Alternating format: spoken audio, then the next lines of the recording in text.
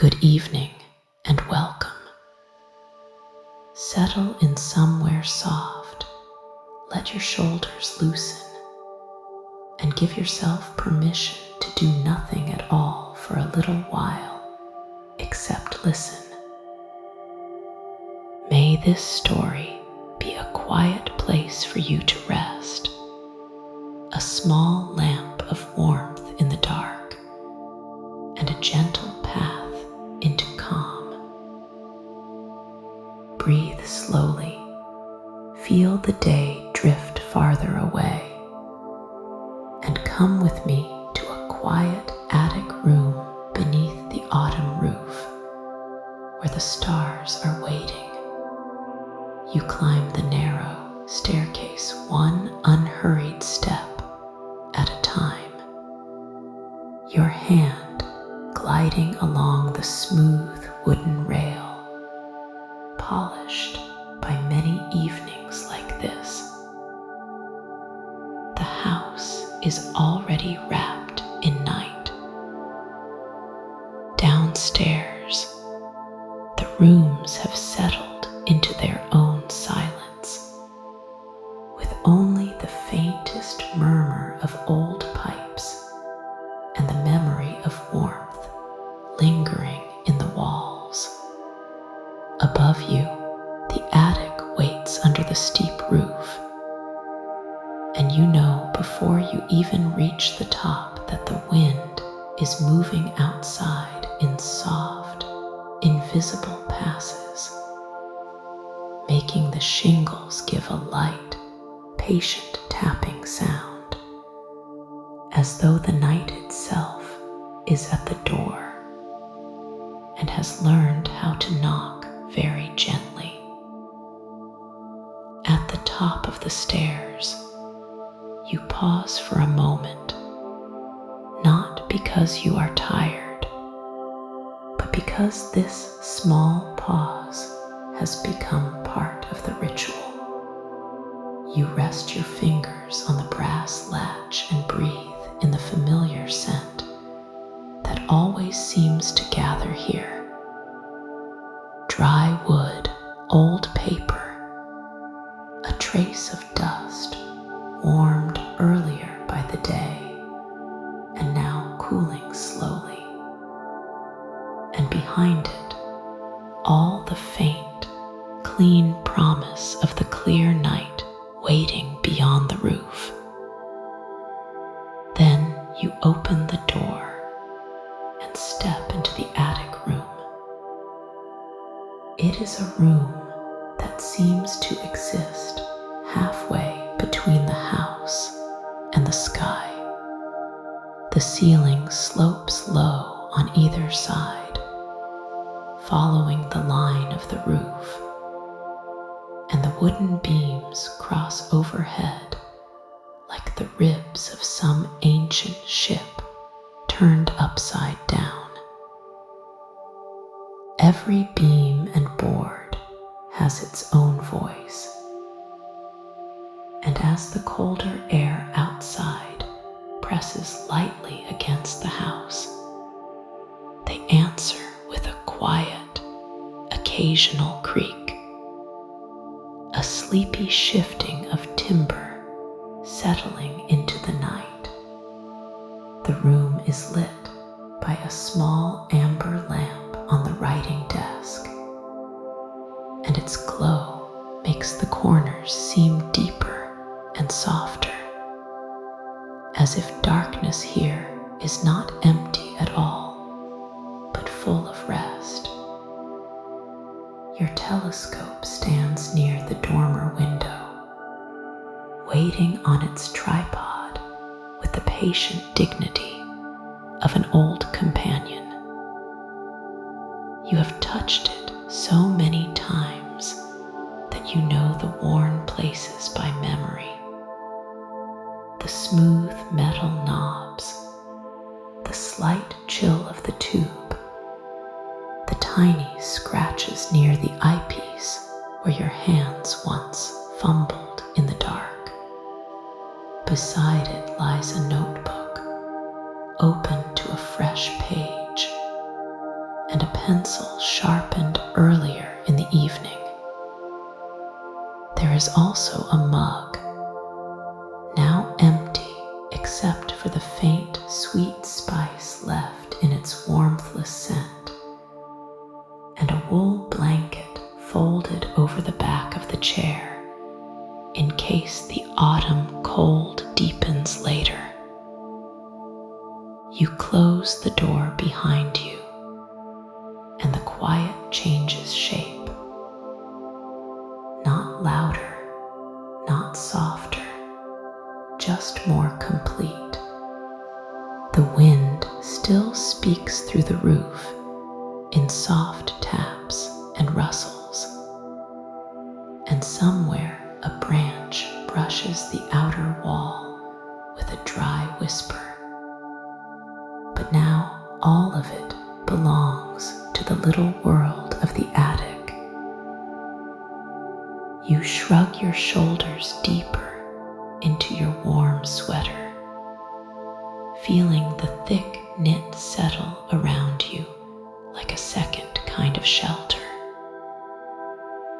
The wool is slightly rough at the cuffs and comfortably heavy across your back. It holds the memory of the room below, of lamplight and evening tea. And as the coolness of the attic touches your face and hands, the sweater becomes a small hearth you carry with you. You cross to the window. The glass is dark and reflective at first, and for a brief moment it gives you your own face back, softened by lamp glow, eyes already turned toward the outside. When you place your fingertips against the pane, the cold surprises you just enough to make you smile. It is not a harsh cold, but a clear one, the kind that belongs to autumn nights after the sky has emptied itself of clouds. It feels honest. It feels awake. You unlatch the window carefully. The old metal fastener clicks, and the frame opens with the slightest wooden sigh, as if relieved to fulfill its purpose. A ribbon of night air slips in at once, cool and clean, moving over your cheeks, sliding into the room, stirring the papers on the desk, and setting the lamp flame inside its shade to a softer tremble. The smell of the outdoors enters with it. Fallen leaves somewhere below, distant earth gone dark with dew, and that almost impossible scent of cold starlight, which is perhaps only the smell of very clear air, but always feels like something more. You lean closer to the open window and look out. The world below is mostly hidden by darkness, but the edges of things remain. The silver line of the garden fence, the suggestion of shrubs gathered in quiet clusters, the black lace of bare branches beginning to show among the trees that have not yet lost all their leaves.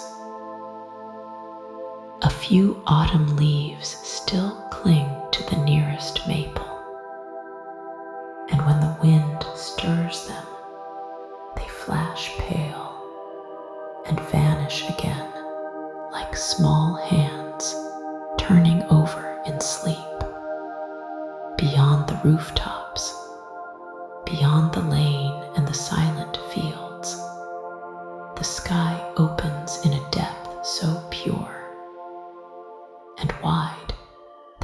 seems impossible it could belong to the same world as stair rails and notebooks and lamps. Stars are scattered everywhere. Some burn with a steady white calm. Others flicker faintly in colors that seem imagined until you look long enough to know they are real. A grain of blue, a pulse of amber, a speck of rose. They do not crowd one another. Each has its own place, its own silence around it. The moon is not yet high, but it has climbed enough to cast a pale brightness over the eastern edge of the sky.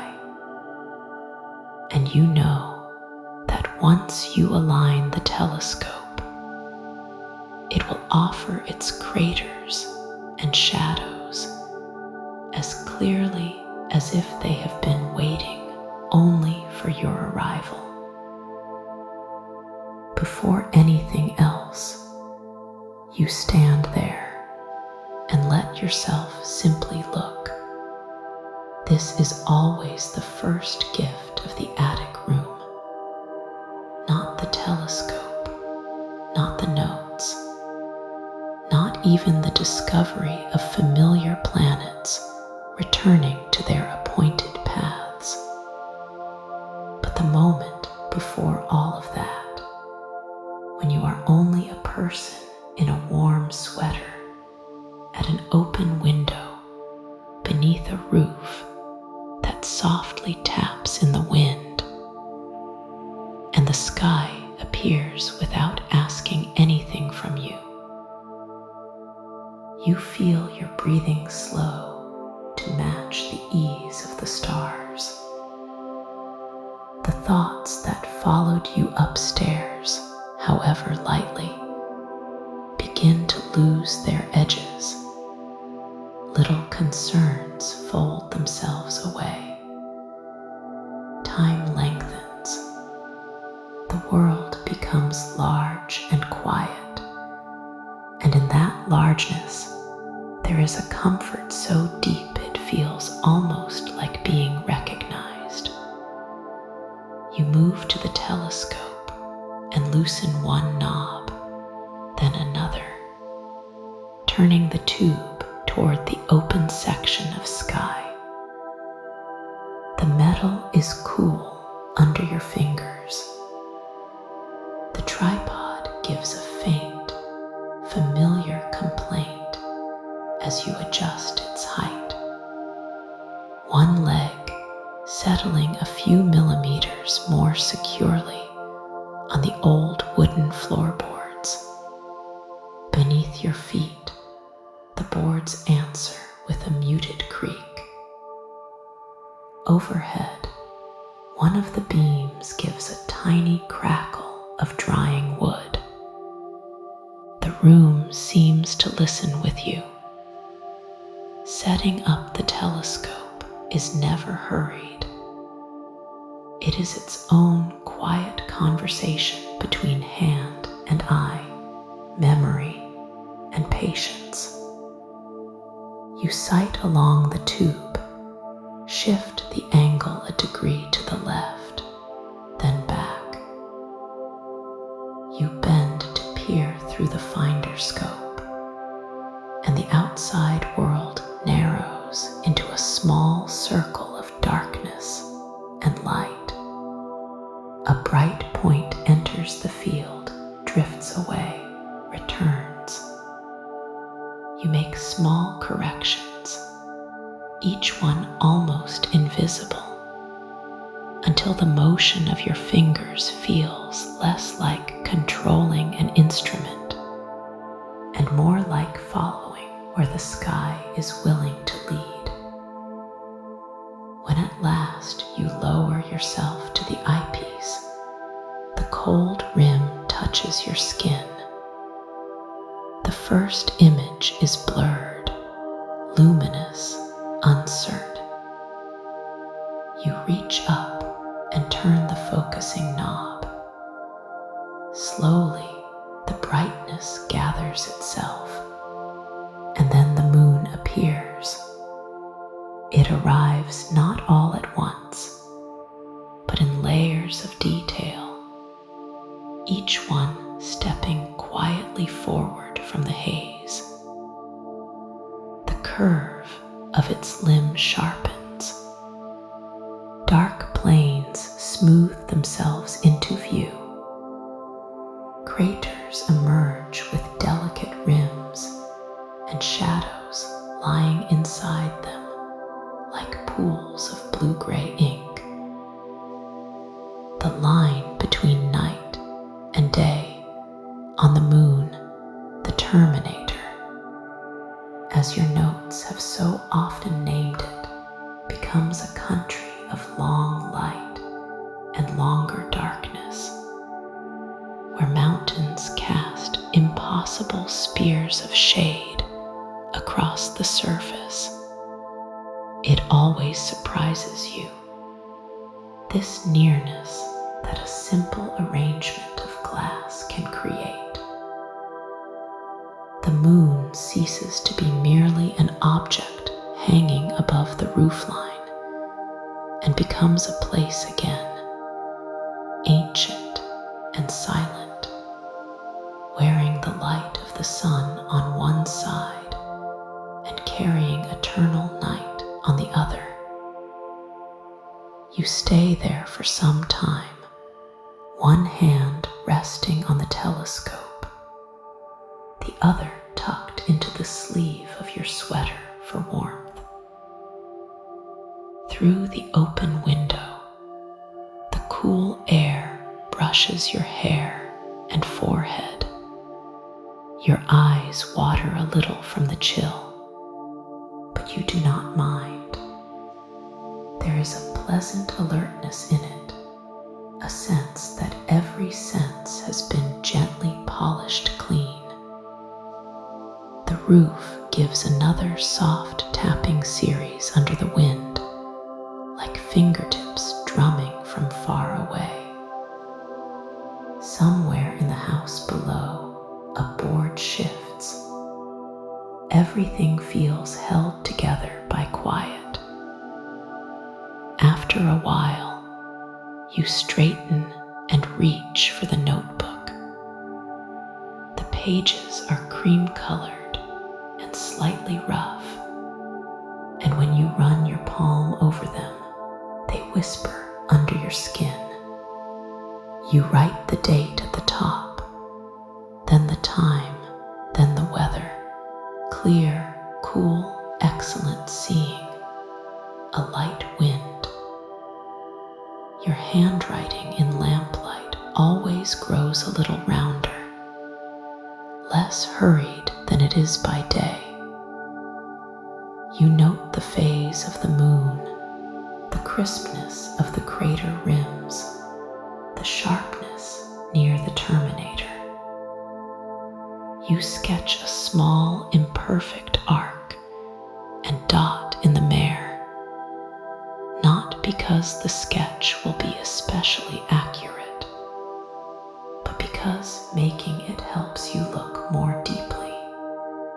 The pencil makes a soft, dry sound across the page, another sound that belongs entirely to the attic and the hour.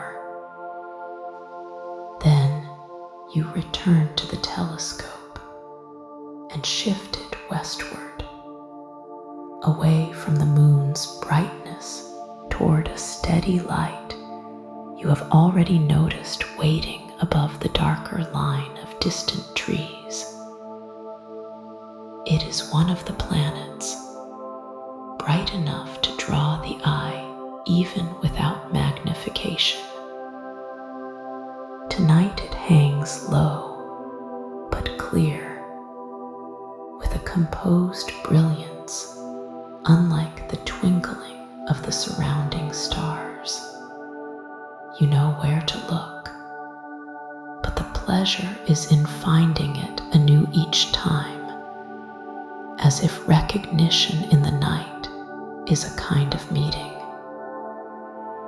You adjust the finder, tighten one knob, loosen another. The telescope responds with the tiniest mechanical resistance, and then a willing glide. When the planet enters the field, you smile without thinking. You refine focus patiently, and a small bright disk steadies into being. Depending on the night, it may show itself differently, but tonight it reveals enough to reward your care. A pale globe with the subtlest suggestion of bands, or perhaps a warmer sphere with a tiny companion star-like point nearby, if your chosen planet is one with moons to offer. Whatever form it takes, it appears not as a mere point now, but as a world carrying its own weather, its own shadows, its own long unseen histories. You think, as you often do, how gently astonishing it is that you can stand in an attic room in a sweater while wooden beams creak above you and look directly upon another world. This thought never feels grand in the way daylight thoughts sometimes do. Here in the attic, under the lamp and wind and old roof, wonder is softer. It does not demand exclamation. It settles inside you quietly, like warm tea, like music heard from another room. The mystical quality of the night is not that it turns ordinary things into extraordinary ones, but that it reveals how extraordinary the ordinary things already are. Glass, wood, wool, your own careful breathing, a notebook on a desk, the moon through a lens. You make more notes. You write down the planet's color as you perceive it, the steadiness of the image, the hour, and the direction. You add a brief thought in the margin that has nothing to do with astronomy and everything to do with being alive. The sky feels close tonight. Then you underline nothing, circle nothing. Leave the sentence as it is, because it has said enough. The lamp behind you hums faintly with warmth. Its light reaches only so far, and beyond that soft pool, the attic corners remain dim and kindly obscure. A stack of old blankets rests beneath the eaves. There is a low chest near the wall where summer things have been stored away. A basket of books sits beside the desk, their spines faded, pages foxed with age, titles worn nearly invisible. In one corner, an old coat stand holds a scarf and an unused hat, casting a shape that in daylight would be simple, and in moonlight seems almost ceremonial, as though the room has prepared itself for night watching in the same way a chapel prepares for prayer.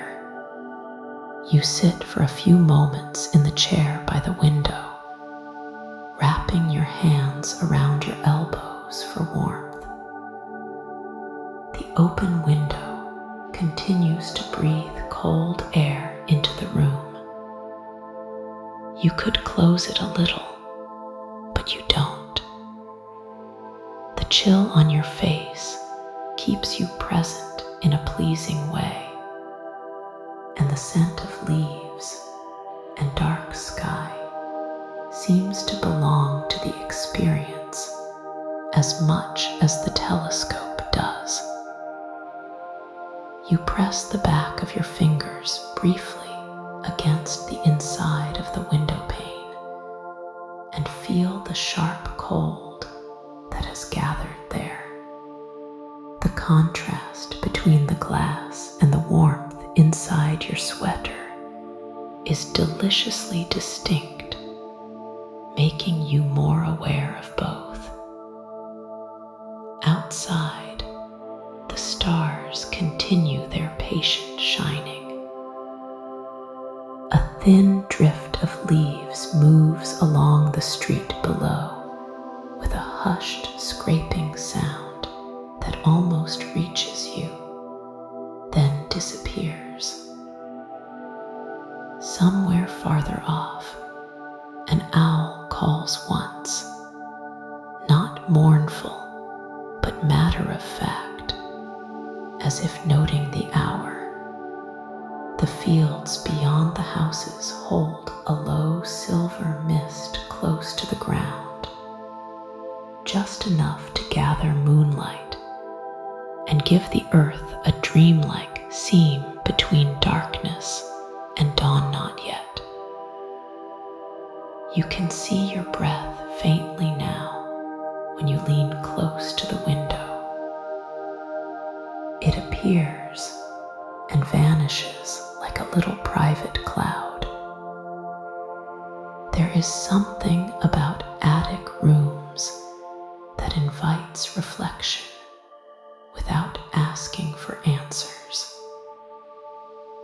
Perhaps it is their in-between nature. They are close to the practical structure of a house: beams, rafters, insulation, the hidden architecture that supports ordinary life. And yet, they are also the rooms nearest the sky. They keep the memory of trunks, letters, old toys, unused chairs, all the objects that have outlived their first stories and are waiting quietly to become part of new ones. In such a room, it feels natural to look through a telescope and imagine that the boundaries between near and far, past and present, earthly and celestial, are kinder and more porous than they seem by day. You think of all the evenings this room has held you. Some were colder. Some came in winter, when frost traced feathers on the corners of the glass, and your fingers stiffened over the pencil.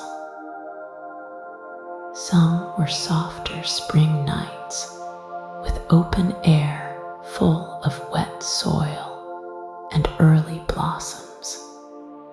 Some were midsummer, when the roof released the day's heat slowly, and moths beat against the screen in moonlit confusion.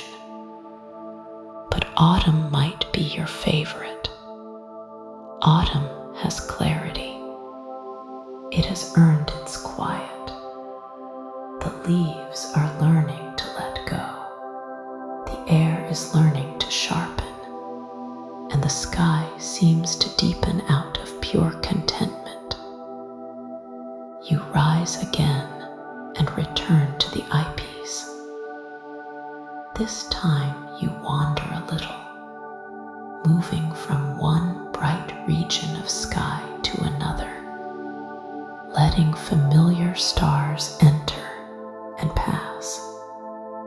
You do not need to name every pattern.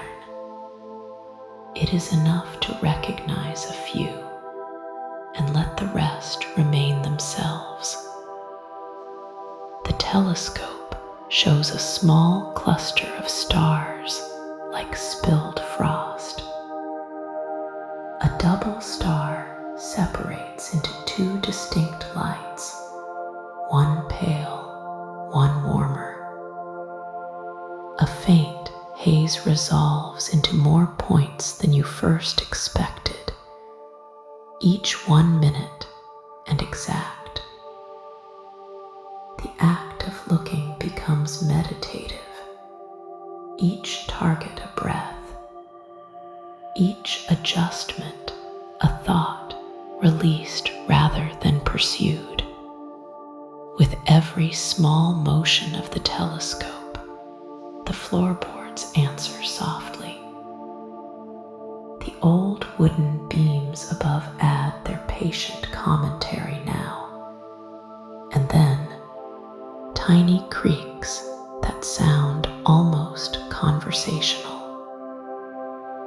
The roof continues its gentle tapping where the wind finds some favored corner and tests it in quiet rhythms. None of these sounds interrupt the silence, they shape it. They remind you that the house, too, is awake in its own way, keeping watch with you. At some point, you notice that the lamp's circle of light has grown more golden against the deepening blue-black of the room. The contrast pleases you. You look down at your hands and see the graphite smudges on your fingers from the pencil.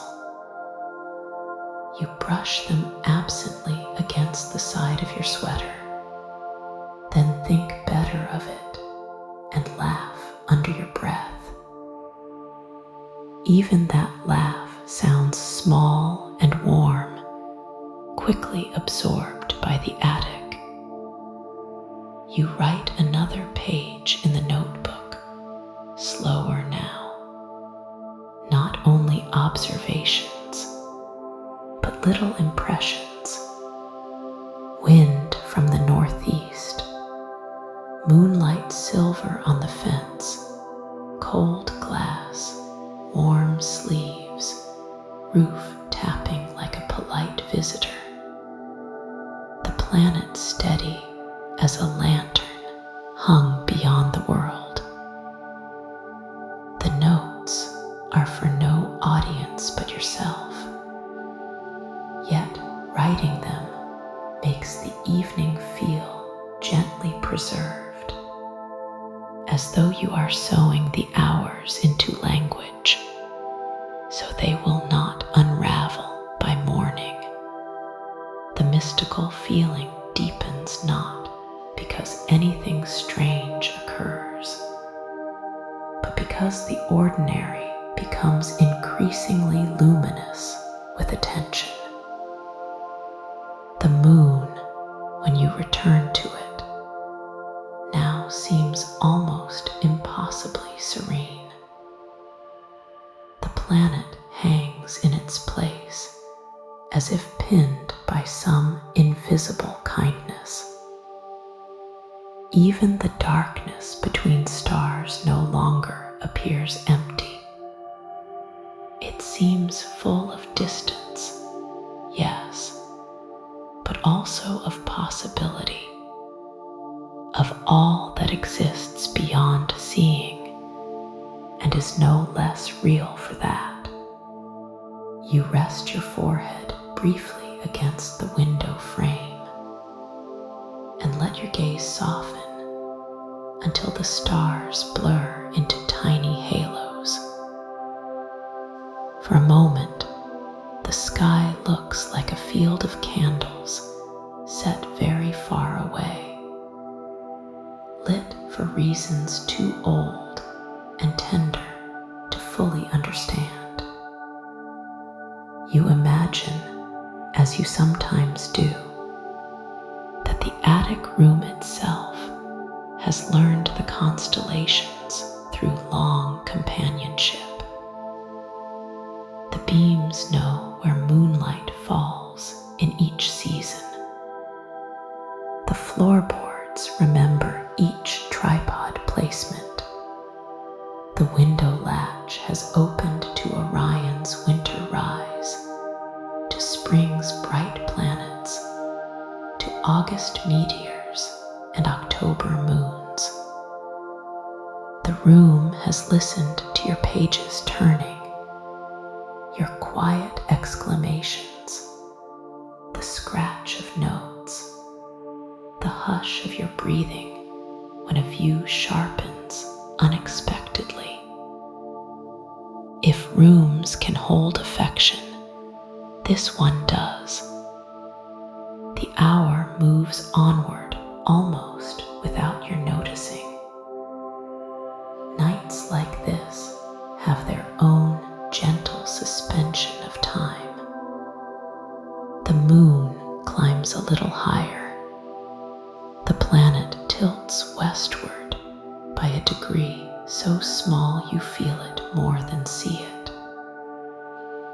The cold advances by tiny increments, turning the skin of your hands cooler, making you thankful again for the weight of your sweater and the folded blanket waiting nearby. At last, you pull the blanket around your shoulders as well, and it smells faintly of cedar and clean storage. Wrapped in wool and night and lamplight, you feel both very small and perfectly placed. You sit once more by the telescope, not always looking through it now, sometimes simply keeping it company while gazing out with your own eyes. The stars are enough. Their distance, oddly, makes the room feel more intimate. Against such vastness, the immediate things grow dearer. The pencil nick on the desk, the sheen on the brass latch, the tiny draft around the edge of the window, the soft pressure of knit cuffs against your wrists. You think of how peace is rarely made of grand events. More often it arrives as this: a cool night, a clear sky, an old house keeping still around you, and the freedom to witness what has always been above. Eventually, you know it is time to close the notebook, not because the night has given all it can, but because part of its generosity lies in leaving something for another evening. You place the pencil carefully along the spine and read back the last few lines by lamplight. The words are simple, but they feel true. You close the cover with a quiet, satisfying sound and rest your palm on it for a moment, as though sealing the observations inside. Then, before ending the night, you look one last time through the telescope at the moon. It has shifted since you first found it. The shadows have altered almost imperceptibly.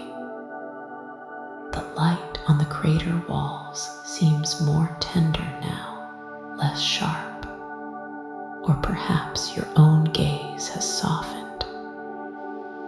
You stay there in silence, breathing slowly, letting the sight fill you. There is no need to think, no need to label. Just light on stone, distance made intimate, and the faint tapping of the roof under the wind. When you finally lift your head, the room seems warmer than before, though the air is cooler. Perhaps it is simply that you have settled so completely into it. You stand, stretch gently, and feel the pleasant stiffness in your shoulders from leaning over the eyepiece.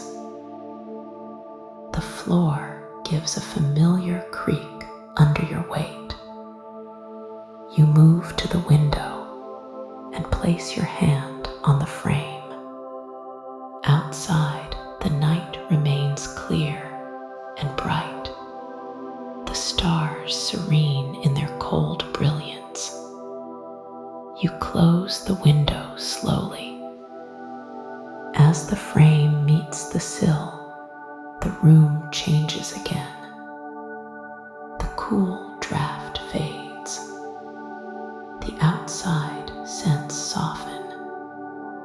The glass returns to being a boundary rather than an opening, though the stars are still visible beyond it. You fasten the latch, and your fingers linger a second on the cold metal. Then you turn back toward the telescope, now standing quietly in silhouette against the window, like a watchman relieved of duty. Until next time, you lower the lamp just a little, dimming its glow. Shadows gather more closely around the beams and stored things under the eaves. The attic seems to tuck itself in. Even the roof's soft tapping sounds more distant now, cushioned by wood and glass. You fold the blanket neatly, set the notebook square on the desk, and rest your hand on the telescope tube in a small gesture of gratitude, as one might touch the shoulder of a friend before parting. At the door, you pause and look back once more. The attic room is exactly as it should be. Lamp low, telescope waiting, notebook ready, beams quiet overhead, window reflecting a faint scatter of stars. It holds the calm you brought to it and the calm it gave back. You know that when you lie down later, some part of the moon's pale surface and the planet's steady light will remain with you, drifting through your thoughts as sleep approaches. The sky has a way of continuing inward after you stop looking at it. You close the door behind you and begin your descent. The stairs are warmer than the attic, the air denser, the sounds of the house deeper. Yet you carry the night with you. It rests in your breathing, in the softened pace of your thoughts, in the quiet fullness behind your eyes. Above, the attic room remains beneath the sloped roof, while the wind goes on tapping gently, as if to say good night to the shingles, the beams, the telescope, and the person who came to keep watch for a while. And later, when you are under blankets and the room around you has gone still,